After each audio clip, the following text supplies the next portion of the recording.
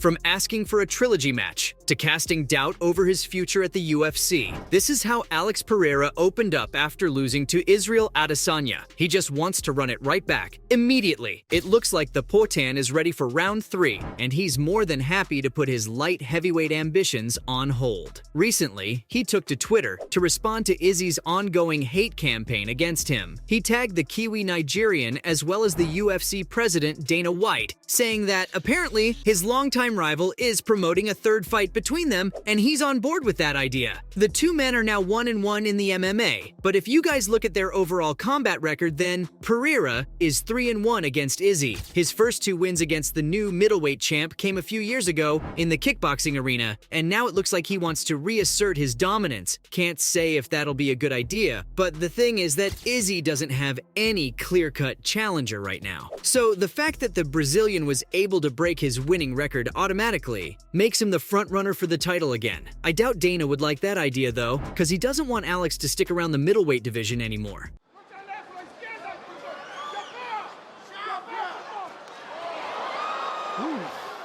He's said so on many occasions, and more recently he shut down any speculations regarding the trilogy when he was asked about it during the post-fight press conference of UFC 288. Dana didn't even want to entertain the thought. He just told the reporter that Pereira's moving up to 205, and that's that. But again, the question remains, who does Izzy fight then? I mean, they're trying to bring up Dricus du Plessis to be the next challenger, but he's going up against Robert Whittaker, and honestly, I'm not liking his chances. I've got to admit it, guys, I can't really understand what's going on in Dana's head, because the Poitin has always made weight without fail, so a trilogy fight can at least be given some consideration. This rivalry is the best Dana's got in the division right now, and they just reignited it. Right after Adesanya won at UFC 287, he told the media that he doesn't keep scores. Instead, he settles them. This was obviously in response to his embarrassing record against the Poitin. Izzy also acknowledged how great of a striker the Brazilian is. He even sent a message to his future opponents that they should try taking him down and fighting on the floor, because if they choose to engage with him on the feet, then they better bring a pillow with them because they're going to sleep.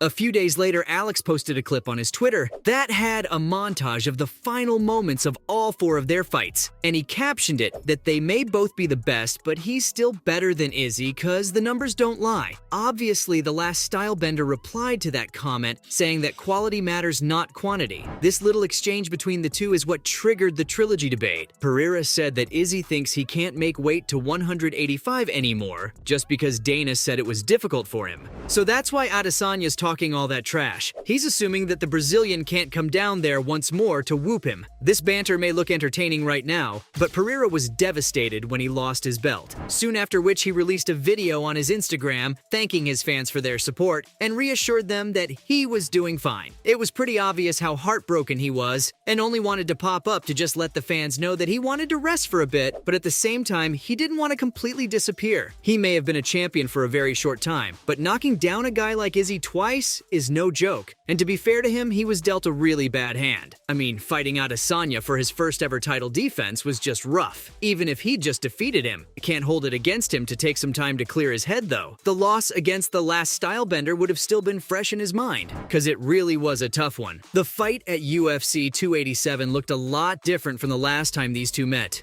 Pereira walked a lot more confidently and was taking the fight to Izzy. He seemed assured enough to take the center of the octagon and was definitely ahead for the first round and a half. The Poitin, on the other hand, was working his low kicks that did so well for him the last time around, and the pressure from the Brazilian meant that Adesanya couldn't move around too much. But things took a really bad turn at the end of the second round, with just a minute left in it. A strike from Pereira apparently compromised Izzy, forcing him to cover up, and everyone thought that it was all but over for him at this point. The Poitin was raining down bombs at him as the last stylebender was stuck up against the fence, but then out of nowhere, boom! Adesanya struck home a clean right overhand followed up with a short left, and finally landed a mean right hook. Alex was out cold even before he hit the canvas, but Izzy still landed a couple of hammer fists for good measure. That was a picture-perfect trap set by the Kiwi Nigerian, and he pounced as soon as he saw the opening. Later he revealed that he was actually acting hurt, just so he can get Pereira to drop his guard and really go hard at him. The way that whole scene played out was scary AF. I mean, to knock out a stone-cold killer like the Poitin like that was just amazing. The crowd was on their feet. No one could believe what they'd just witnessed. witnessed. The loss obviously didn't sit too well with the Brazilian. In fact, he was caught on camera in a heart-wrenching moment as he was sitting down in the locker room. The realization of losing the title washed over him, and he was left silently weeping. It's understandable. Their rivalry has carried on for 7 years on multiple continents and across 2 different sports. Through the years, these absolute warriors have forced each other to improve, and they acknowledge that too. They did pay compliments to each other backstage after the fight, and Izzy even got himself invited to Brazil so that Pereira can teach him a few tricks. The Poitin was really respectful, even though Adesanya might not deserve it. You see, guys, his celebration after he won back his title was just petty. After knocking Alex out, he stood in his face and imitated the Brazilian's signature bow and arrow move. Now, Pereira does it when he's walking to the octagon or during the weigh-in ceremony, but he's never rubbing it in anyone's face after he wins a fight. Izzy shot him with the make-believe arrows thrice, one for each time he lost against his kryptonite, but he wasn't done yet. Adesanya then walked over to the side where Pereira's son was sitting. He pointed at the child and fell down to the ground as if he had been knocked out. Young Alessandro was left in tears, as he also saw his father being helped by medical professionals. This wasn't just some random celebration by Izzy, though. Pereira's son actually mocked the Kiwi Nigerian when he got knocked out by his father back in 2017. So the last style bender was paying back the compliment to him. But the thing is that Alessandro was 5 years old at the time, and he's still only 12 now. So this was nothing but childish by the new middleweight champ.